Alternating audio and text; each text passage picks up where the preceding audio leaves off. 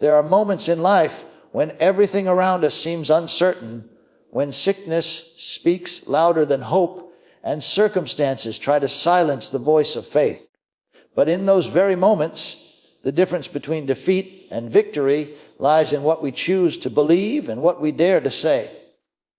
Imagine standing on the edge of a miracle, with nothing in your hand but the Word of God and the assurance that His promises can never fail. It is in that place that the power of healing is revealed, not as a distant dream, but as a present reality. Healing is not limited to the pages of Scripture, nor is it reserved for a chosen few. It is the inheritance of every believer, sealed by the blood of Jesus and confirmed by the Holy Spirit. As we open our hearts today, let us step into this truth that the final words we speak in faith carry the weight of heaven, and they can shift sickness into health, weakness into strength, despair into joy. Today, I invite you to listen with expectation, because the same power that healed then is the same power that heals now, and it is available for you. The authority of the spoken word is one of the most vital truths in the realm of healing and miracles. From the very beginning of creation, the power of God's word has been demonstrated. When God said, "Let there be light," light came into existence, and from that moment, everything we see and experience in creation was born from His spoken command. That same principle carries over into the life of every believer, because man was created in the image and likeness of God, designed to operate in the earth with creative power through words. What flows from the mouth, when aligned with the heart of faith, releases the authority of heaven into the natural realm. Healing is not just a matter of believing silently, but a matter of speaking boldly what God has already declared to be true. When the final words of a believer are spoken with faith in God's promises, they carry supernatural weight. These are not ordinary words, because the authority of heaven is behind them. Jesus Himself taught that we will have what we say when we believe in our hearts and refuse to doubt. This shows us that words set the course of our lives, and when those words are filled with faith, they have the power to overturn sickness, disease, and even death. Many times people wait for a feeling or a sign before speaking, but the authority is not in the feeling, it is in the word itself. Just as a king's decree is law because of the throne behind it, so the believer's word carries authority because of the throne of God that stands behind it. The last words of faith can bring about a miracle because they release a final and settled declaration of trust in God's unchanging promise. When one refuses to let negative words escape the lips and instead fills the mouth with healing scriptures and words of life, sickness loses its grip. Even when the body feels weak, the authority of words can shift the atmosphere. In the spiritual realm, words create pathways for angels to move, for the power of the Holy Spirit to flow, and for the promises of God to be established.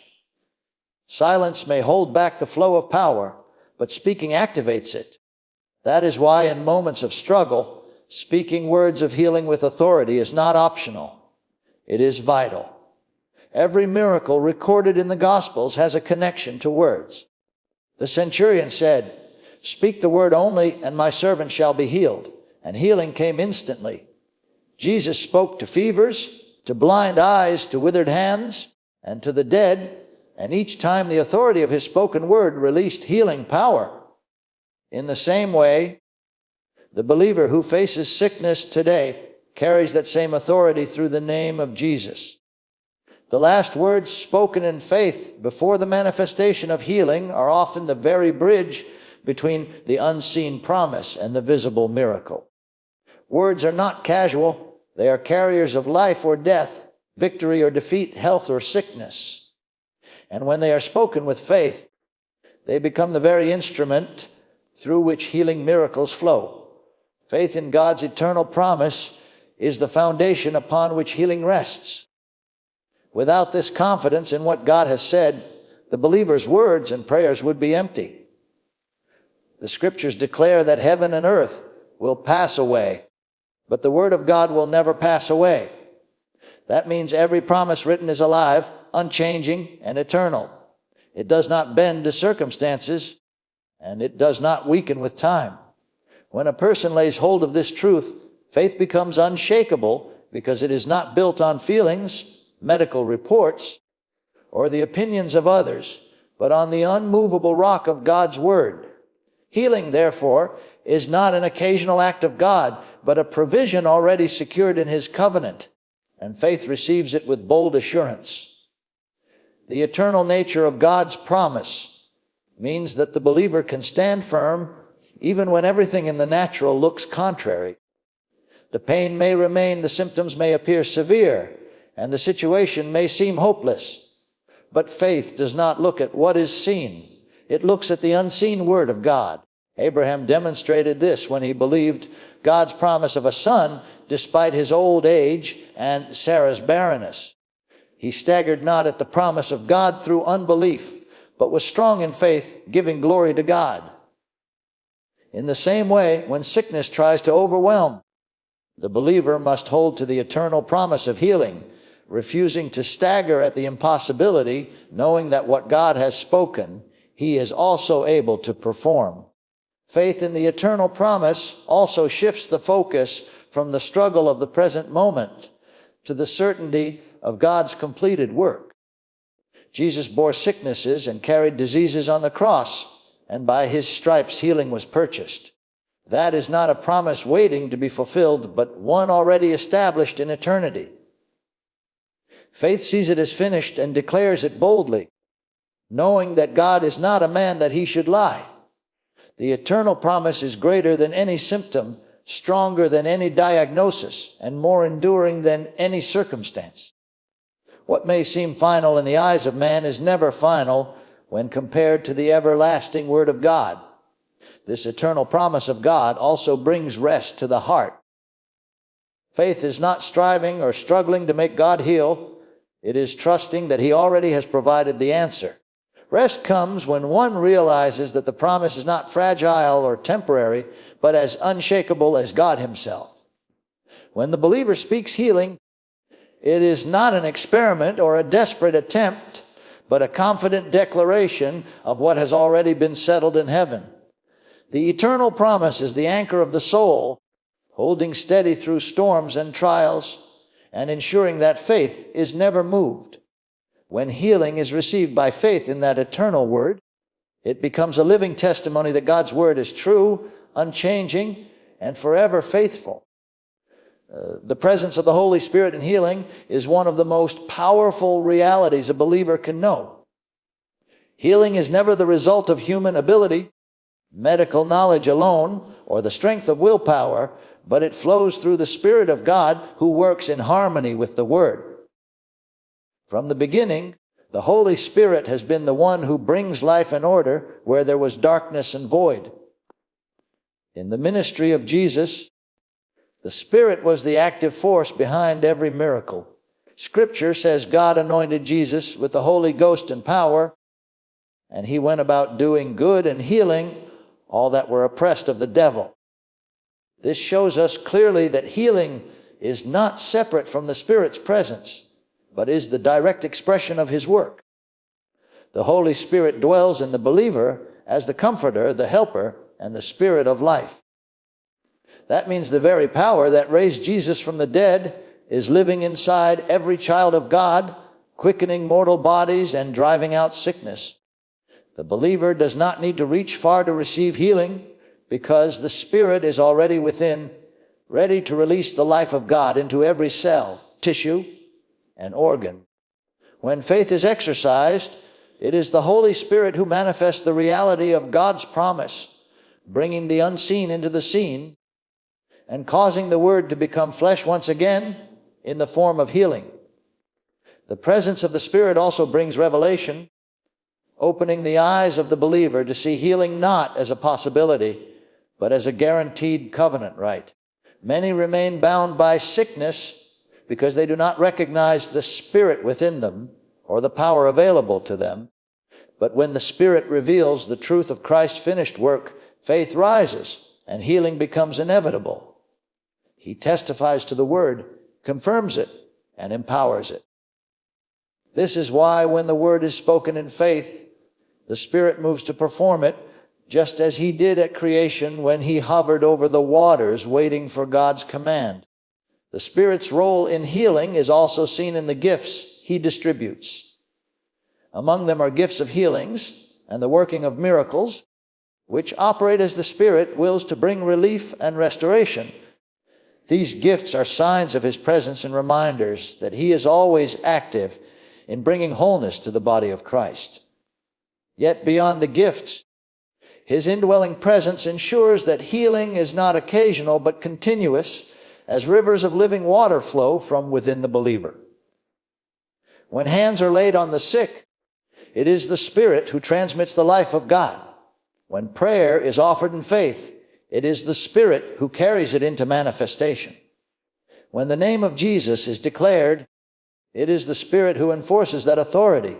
Healing, therefore, is never by might or by power, but by the Spirit of the Lord who dwells in every believer and makes the impossible possible.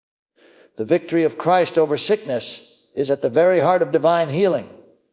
Healing is not something believers beg for or try to persuade God to grant, because it was already secured in the redemptive work of Jesus. At the cross, Jesus bore the full weight of humanity's sin, and along with it, he carried every sickness, every disease, and every affliction. Scripture declares that he was wounded for transgressions, bruised for iniquities, and by his stripes we are healed. This means healing is not a future promise, but a present reality established through his suffering. Just as salvation from sin is a finished work, so also is healing from sickness. The believer does not try to earn it, but simply receives it as part of the victory Christ already won. When Jesus faced the powers of darkness, he confronted the root cause of sickness and disease. All sickness is the result of the fall, and its origin is tied to sin and the oppression of the enemy. But when Jesus triumphed over sin and defeated the devil, he also stripped sickness of its legal right to dominate mankind. The cross was not just about forgiveness, it was about total restoration. His resurrection was the seal that confirmed this victory, proving that the life of God had conquered death itself. If death, the greatest enemy, was defeated, then every lesser form of destruction, including sickness, must bow to his name. The victory of Christ over sickness also reveals that healing is not about human effort, but about divine substitution. Jesus took our place, carrying what rightfully belonged to us so that we could walk free. The whipping post where he was scourged was not a meaningless act of cruelty. It was the very place where the price for our physical healing was paid. Every lash was a transfer of pain, disease, and weakness from humanity to him. That is why faith can stand boldly and declare that healing has already been accomplished, not because of feelings or circumstances, but because of what was secured through his stripes. This victory is enforced when the believer takes their position in Christ. Healing is not automatic. It must be received by faith and enforced through the authority given to the church. When symptoms come, they are not proof that healing is denied, but an opportunity to stand on the victory of Christ. The believer resists sickness the same way they resist sin, by affirming what Jesus already accomplished and refusing to allow the enemy to steal it. The devil may try to deceive and oppress, but he has no legal ground to keep sickness in the life of a child of God. Living in the victory of Christ over sickness means walking with the confidence that healing is a finished work. It means refusing to identify with weakness or disease, and instead identifying with the risen Christ who triumphed once and for all. His victory is our victory, his stripes are our healing, and his life is now our strength. Leaving a legacy of faith and healing is one of the most powerful outcomes of a life lived in the fullness of God's promises. Healing is not meant to be a private experience alone, but a testimony that inspires others to believe. When a believer speaks final words filled with faith, it creates a lasting impact on those who hear them, planting seeds that can grow for generations.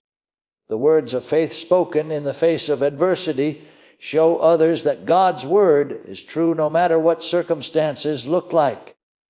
This kind of testimony becomes a living inheritance, more valuable than wealth or possessions, because it transfers spiritual strength and confidence in God's power to heal. Every generation looks back to those who have gone before for guidance and encouragement. When the last words of a believer are filled with assurance in God's healing power, they leave behind a roadmap for others to follow. It tells children, family, and even strangers that the promises of God are real and that faith in His word brings victory.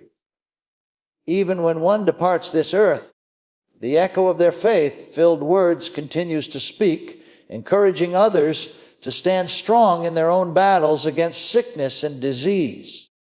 Faith does not die with the believer. It multiplies as others take hold of the same truths and walk in them. This legacy is also strengthened by demonstration. When people witness the manifestation of healing through faith, they cannot deny its reality.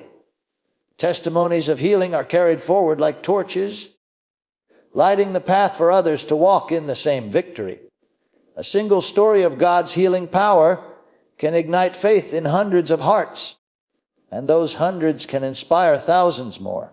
Just as the Gospels record the miracles of Jesus to stir faith in every reader, so the personal testimony of a believer's healing miracle becomes a gospel in miniature, pointing directly to the faithfulness of God. Leaving behind this kind of legacy requires consistency. It is not just about the words spoken in the final moments of life, but about the daily walk of faith that people witness.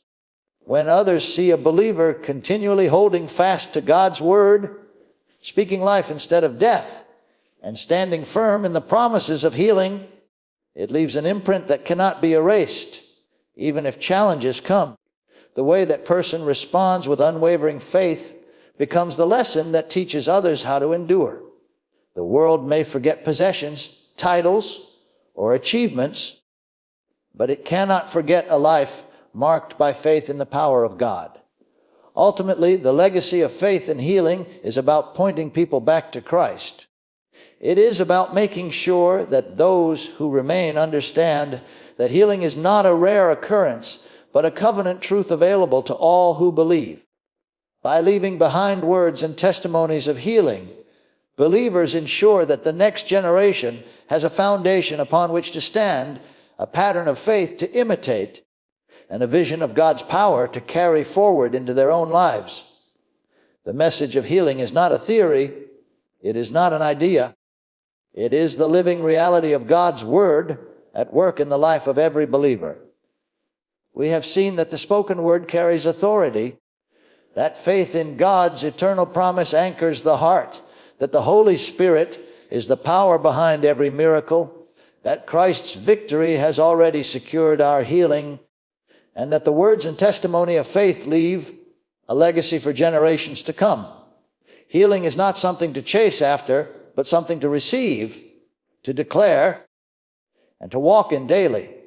It is God's will for His children to be whole, spirit, soul, and body, and it has been purchased through the stripes of Jesus. What remains is for us to take hold of it by faith, to let our mouths agree with His word, and to allow the Spirit to bring it into manifestation.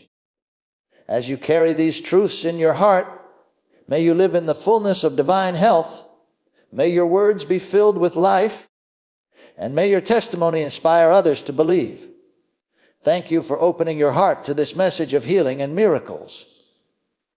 I pray for your journey ahead, that you may walk in faith, see God's promises manifest in your life, and experience His goodness every single day.